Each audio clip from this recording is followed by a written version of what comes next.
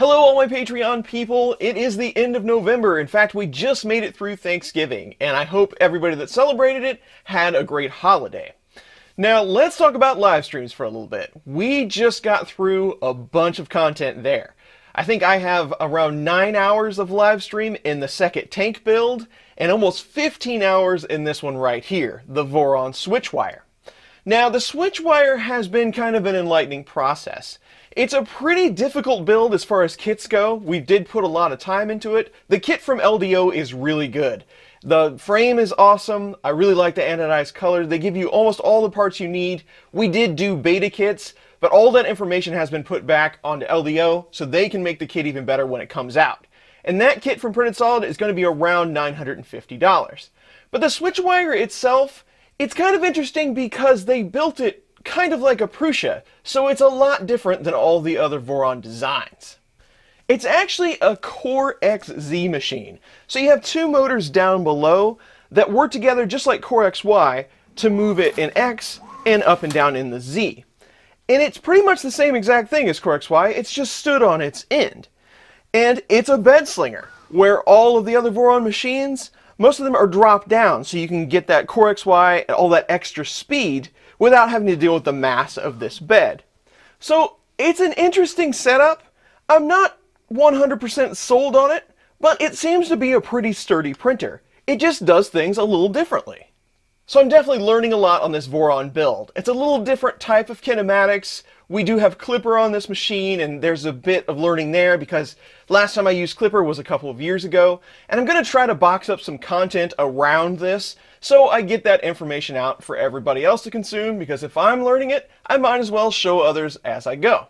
Because that's, kind of what we do here. And in 3D printing news, the Prusa XL has finally been announced, and I'm pretty excited for this machine to come out. There's a lot of features that it's going to add that take some of the guesswork out of 3D printing, and I look forward to this design pushing 3D printing even further. I do have mine on pre-order. The price tag is a little bit high. The entry model with just one tool head is around $2,000, and I think you can go all the way up to $3,500 if you want all 5 tool heads.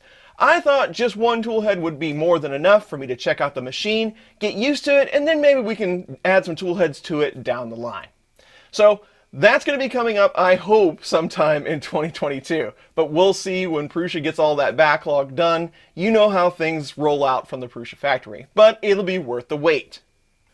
As for everything else going on around here, coming up here in December, we have a Big Tree Tech board we're going to look at, the Mini E3 version 3. It's been a while since they released a mini board, so I'm interested to see what they have updated. It does have a really cool heatsink for the stepper drivers now.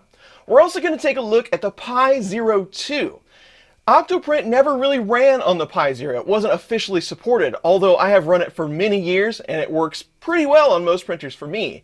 But the 02 is a game changer, and Octoprint has stated they do support it. It should have enough power to run Octoprint just fine. So I'm excited to see how that's going to work out.